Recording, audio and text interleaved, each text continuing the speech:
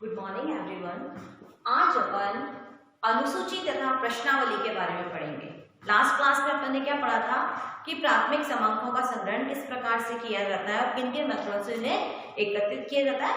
आज अपन उसी टॉपिक को आगे बढ़ाते हुए अनुसूची तथा प्रश्नावली को पढ़ेंगे।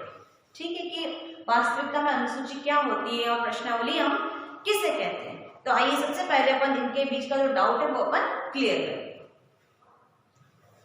अनुसूची, अनुसूची क्या है? देखिए, प्रश्नों की वह सूची है जो शिक्षित प्रगणकों द्वारा सूचकों से पूछताछ करके भरी जाती है। देखिए, अनुसूची क्या है?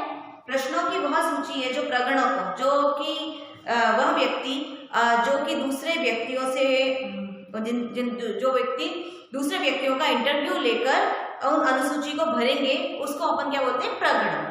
तो ये वह प्रश्नों की अनुसूची है जो कि प्रगणकों के द्वारा खुद अपने हाथों से भरी जाती है।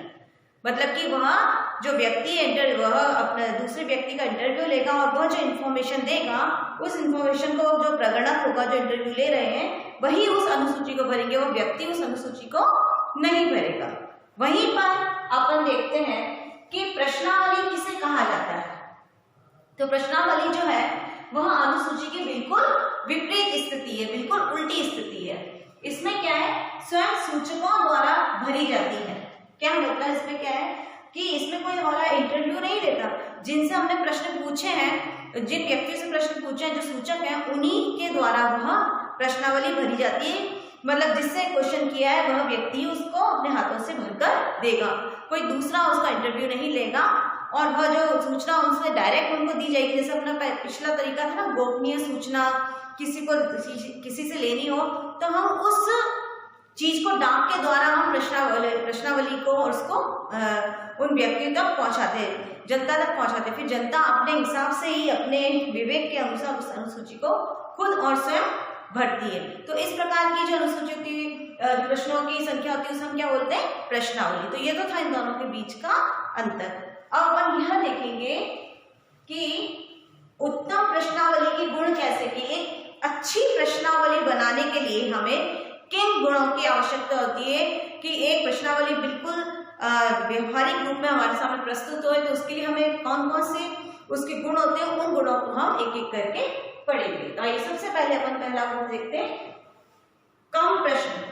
देखिए, जब हम एक प्रश्नावली को बनाते हैं तो सबसे पहले हमें ये देखना चाहिए कि जिस भी चीज के बारे में हम इंफॉर्मेशन चाहते हैं सामने वाले व्यक्ति से, तो वह इंफॉर्मेशन प्राप्त करने के लिए हम कम से कम प्रश्नों का प्रयोग करें और ऐसे प्रश्न का प्रयोग ज्यादा से ज्यादा हम ऐसे प्रश्नों को लें जिससे हम ज्यादा से ज्यादा इंफॉर्मेशन उस टॉपिक से कलेक्ट कर सकते हैं। तो इसमें सबसे पहला गुण ये है कि कम से कम प्रश्न एक प्रश्नावली में होने चाहिए, तो वह एक व्यवस्थित रूप से काम करती है। दूसरा, सरलता व स्पष्टता। जब हम प्रश्नों को बना रहे होते हैं तो सबसे पहला हमें एक ये ध्यान देना चाहिए कि प्रश्न बिल्कुल सरल और स्पष्ट भाषा में होने चाहिए, जिससे कि शिक्षित व अशिक्षित जनता दोनों ही उसको आसानी से समझ सके और आसानी से उस चीज का उत्तर दे सके। थर्ड, संक्षिप्तता। देखिए, जब प्रश्न हम पूछें तो उसका प्रश्न को इस हिसाब से पूछना चाहिए कि बिल्कुल हम संक्षिप्त रूप में उसका आंसर दे सकें। जैसे हाँ या नहीं, किसी भी भाई आपके घर में आपका परिवार है वह कौन सा आपका संयुक्त परिवार है या कैसा परिवार, तो हम हाँ या ना इस तरह के छोटे छोटे प्रश्न पूछेंगे जिनका आंसर केवल हाँ या ना में हो, तो वो प्रश्नावली बिल्कुल सही बनती है। नेक्स्ट, वर्जित प्रश्न। अपनी प्रश्नावली में हम वर्जित प्रश्नों को ना रखें। वर्जित प्रश्न से मतलब क्या है? ऐसे कोई प्रश्न नहीं होने चाहिए जो किसी व्यक्ति के आत्मसम्मान को चोट पहुंचाए। जैसे किसी की कोई गहरी या गंभीर बीमारी के बारे में हम उनसे बार बार खोद खोद के कोई प्रश्न पूछेंगे तो व्यक्ति उस चीज का सही से जवाब नहीं देगा। किसी की आर्थिक स्थिति के बारे में हम बार बार प्रश्न पूछे, तो इस प्रकार के जो वर्जित प्रश्न है वो अपनी प्रश्नावली में हमें इंक्लूड नहीं करने चाहिए, क्योंकि व्यक्ति उसका कभी भी सही उत्तर आपको नहीं देगा। आइए, फिफ्थ, सत्यता की जांच। देखिए, ऐसे जिनके उत्तरों की हम जांच कर सके कि वास्तविकता में ये जो उत्तर दिए हैं इस व्यक्ति ने, उसको हम टैली कर सके किसी से कि ये जो इस व्यक्ति अपने बारे में जो चीज बता के गया है क्या वो वास्तविकता में सत्य है, जो उसने उत्तर दिया है वास्तविकता में सत्य है। तो हमें ऐसे प्रश्नों उससे पूछने चाहिए जिनका उत्तर की हम सत्यता का परीक्षण कर सके। नेक्स्ट, प्रत्यक्ष संबंध। देखिए इसमें क्या है, प्रश्न अनुसंधान से प्रत्यक्ष रूप से संबंधित हो। देखिए प्रत्यक्ष संबंध मतलब कि जो बिल्कुल फेस टू फेस अपन संबंध रखते हो।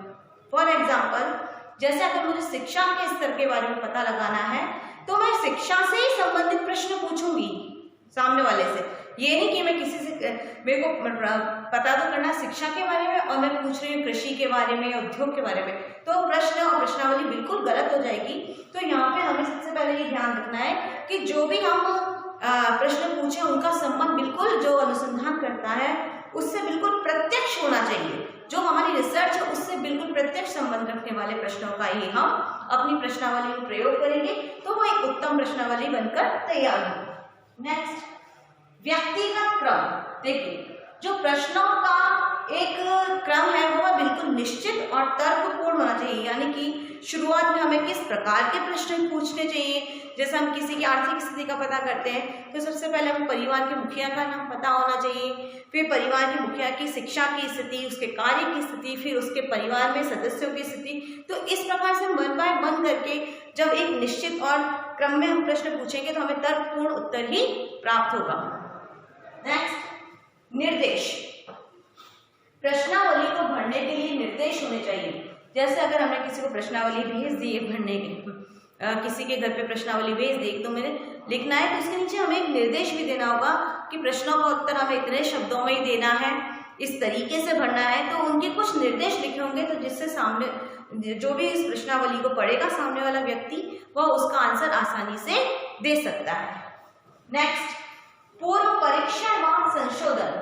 देखिए अनुसूची व प्रश्नावली बनाने के बाद उसका परीक्षण कर लेना चाहिए।